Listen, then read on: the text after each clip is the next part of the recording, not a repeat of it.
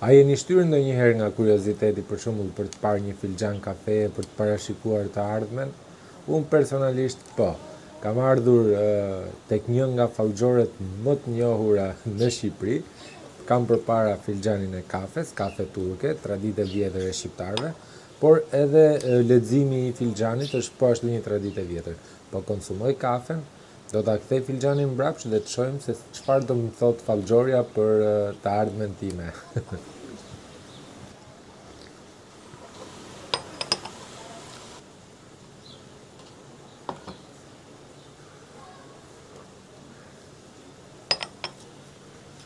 Kështu më tha fallxhorja.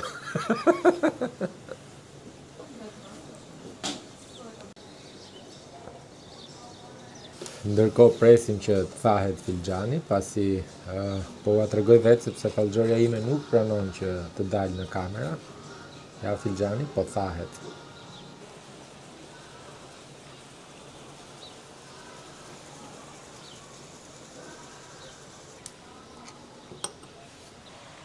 Një figurë në qendër që ngjan me një rrugë të drejtë ose një derë e hapur. Kjo simbolizon mundësi të reja që po hapen për ty. Mund të jetë një udhëtim, një vendim i rëndësishëm apo një fazë e re në jetën tënde. 2. Në anën e majt duket sikur ka një formë njeriu që qëndron drejt. Kjo tregon për dikë që të mendon ose që do të vijë në ndihmë. Mund të jetë një mik, një koleg apo dikush që ke kohë pa parë. Në pjesën e poshtme ka një zonë shumë e errët e përqendruar. Kjo tregon një periudhë me pak pasiguri ose stres, por është diçka që po mbetet pas. Mund të lidhet me një vendim të rëndësishëm që ke marrë së fundmi. Ter. Në buzën e filshanit shihen disa forma si pika të shpërndara. Këto zakonisht përfaqësojnë lajme.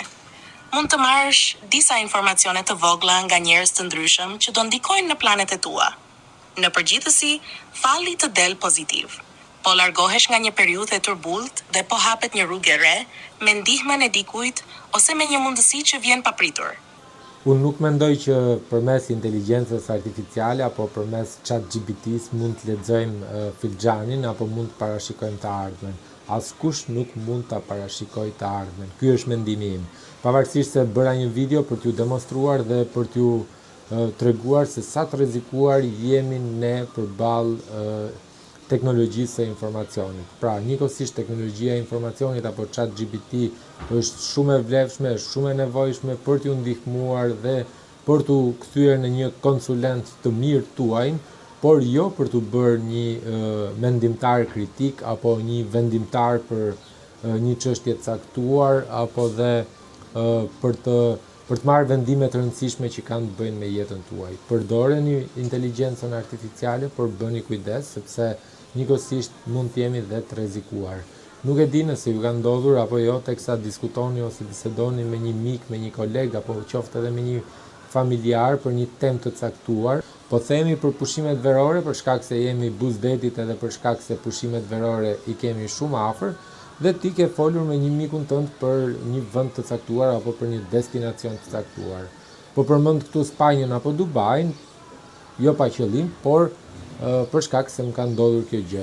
Dhe menjëherë, pas pak orësh apo pas pak ditësh, në platformat e mia online më është shfaqur content që ka patur të bëj vetëm me Dubain apo vetëm me Spanjën. Inteligjenca artificiale po te i kalon çdo limit, pra përmes edhe efekteve zanore arrin të kuptojë edhe çfarë ne bisedojmë në të përditshmen tonë. Ndaj është shumë e rëndësishme të bëjmë kujdes dhe të mos jemi të ekspozuar ndaj këtyre fenomeneve.